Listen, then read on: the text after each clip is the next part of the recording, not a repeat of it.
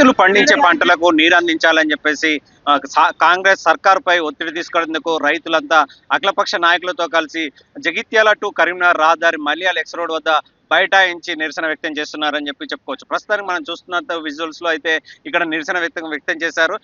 ఇక్కడ పండించే పంటలకు నీరు అందట్లేదని, పంటకు నీరు లేకపోవడంతో పంటలు ఎండిపోయే పరిస్థితి నెలకొందని చెప్పేసి ఇప్పుడు మొలకేసేందుకు కూడా నీళ్లు అందకపోవడంతో రైతులు తీవ్ర ఆందోళన వ్యక్తం చేస్తున్నారని చెప్పేసి చెప్పొచ్చు. ఇక్కడ ప్రస్తుతానికి మనతో మాట్లాడేందుకు రైతులు ఉన్నారు, వారితో మాట్లాడే ప్రయత్నం చేస్తారు. చెప్పండి, అసలు ఇప్పుడు ఎలినో ప్రభావంతో వర్షాలు పడట్లేదు, అసలు పంటలు పండించడానికి ఏ విధంగా ఉంది సార్? మాకు ఇప్పుడు వరద కాలువ నీళ్లు రావకపోవడంతో రైతులకు చాలా ఇబ్బంది ఉంది సార్.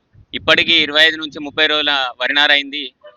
రైతును అడుగుతుంది సార్, పంట నన్ను నాటేస్తావా నరికేస్తావా అని. అయ్యా అయ్యా రేవంతు సారు, అయ్యా రేవంతు సారు, మాకు ఆకలైతుంది బుక్కేడు నీళ్ళియ్యి అయ్యా రేవంతు సారు.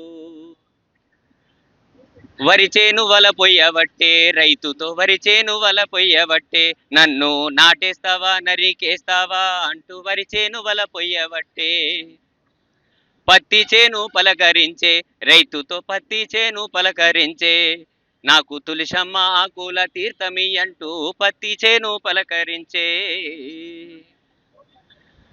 అయ్యా రేవంతు సారు, ఓ అయ్యా రేవంతు సారు, నన్ను నాటేస్తావా నరికేస్తావా అంటూ పంటలన్నీ అడగబట్టే.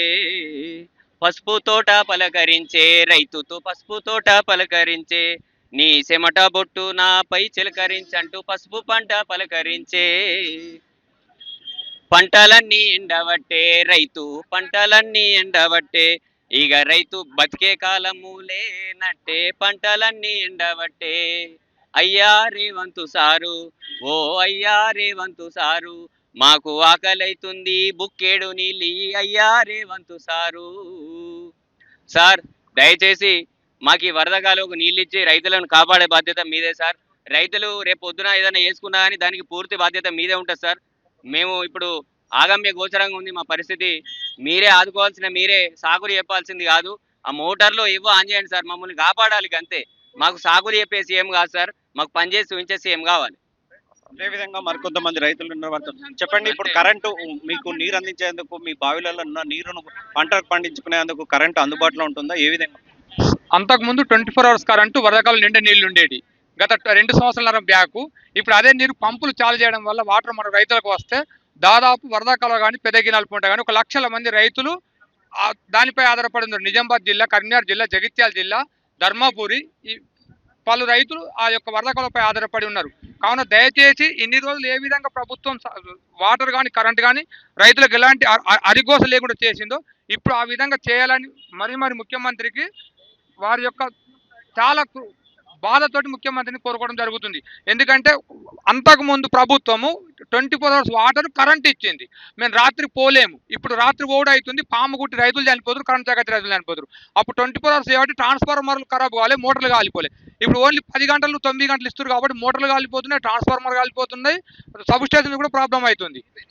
పంటలు పండించాలని చెప్పేసి, పండించేందుకు నీరు కావాలని చెప్పేసి ప్రభుత్వాన్ని అడిగితే ప్రభుత్వం సీఎం ఏకంగా రేవంత్ రెడ్డి ప్రతిపక్షాల వల్ల రక్తం తీసుకొని పంటలు పండించండి అని చెప్పి వ్యాఖ్యలు చేశారు. దాన్ని ఏ విధంగా చూడొచ్చు?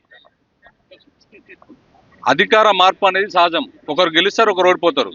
ఎవరైతే గెలిచి అధికారంకి వచ్చిన వాళ్ళు చేసిన పని ఏంది? ప్రజల ఆకాంక్షల మేరకు పనిచేయాలి. నీకు గత పాలకులు తప్పు చేస్తే శిక్షించు, నీవే అధికారం ఉన్నావు, వాళ్ళని కోర్టులే జైలు తీసుకుపోయి పెట్టు. కానీ ఆ వంకతోటి నీళ్ళు ఇవ్వకుండా, లిఫ్ట్ చేయకుండా, పంపులు ఆన్ చేయకుండా రైతులను గోసపెట్టుకుంటే నీకేమొస్తాయి? నువ్వు రైతు బిడ్డ అంటున్నావు, అసలు నువ్వు ఎప్పుడైనా వ్యవసాయం చేసినావా? వ్యవసాయం చేసినోడికి వెళ్తుంది.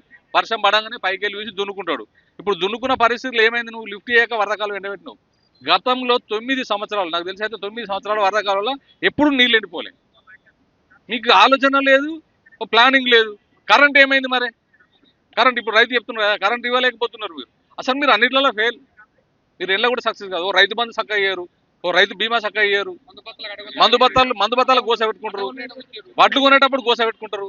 అసలు మీరు ఏ పాలసీ మీదైనా రైతులకు మీరు మంచి స్కీమ్ తెచ్చిర్రా? కొత్త స్కీమ్ తెచ్చిర్రా? పోనీ పాత స్కీమ్లు ఎత్తారు, కొత్త స్కీమ్ తెచ్చిర్రా? ఏమీ చేయలేరు. మీరు మా అంటే బూతులతో తిట్టుడు, బూతులు మాట్లాడు, బూతుల మంత్రులు, బూతుల ముఖ్యమంత్రులు, బూతుల ఎమ్మెల్యేలు. మీరంతా ఇంకేమన్నా రక్తం అట. అరే రైతు కన్నీళ్ళ పంట పచ్చగా చూస్తే సంతోషం అనిపిస్తుంది. నీకు రక్తం వెలబుద్ధి అవుతుందా? రక్తం ఏడే వెళ్తారు? రాక్షసులు వెళ్తారు. అంటే మీరు అందరు రాక్షసులు కాబట్టి రక్తం వెళ్తారు అంటారు. రక్తం ముచ్చటొస్తుంది ఎక్కడన్నా? రైతు కష్టపడి పంట పండిస్తుండు, చెమటను దార వచ్చి పంట పండిస్తుండు. నువ్వు రక్తం చల్లితే పంటలు పడతాయి అంటావా? నువ్వే అన్నావు కదా నన్ను కోసిన రూపాయి లేదని. కోసిన రూపాయి లేను నీ 100 కోట్లతో ఫుట్బాల్ ఆడిస్తావు, మూసీ నదికి పెడతా అంటావు, రైతులకు మాత్రం రూపాయి రిలీజ్ చేయవు, ఈ పంపులాన్ చేయవు. అసలు నువ్వు రైతు వ్యతిరేకివి రేవంత్ రెడ్డి. నువ్వు రైతు బద్ద వ్యతిరేకివి, రాక్షసునివి. నీ రాక్షస పాలన త్వరలోనే రాక్షస పాలన అంతమవుతుంది.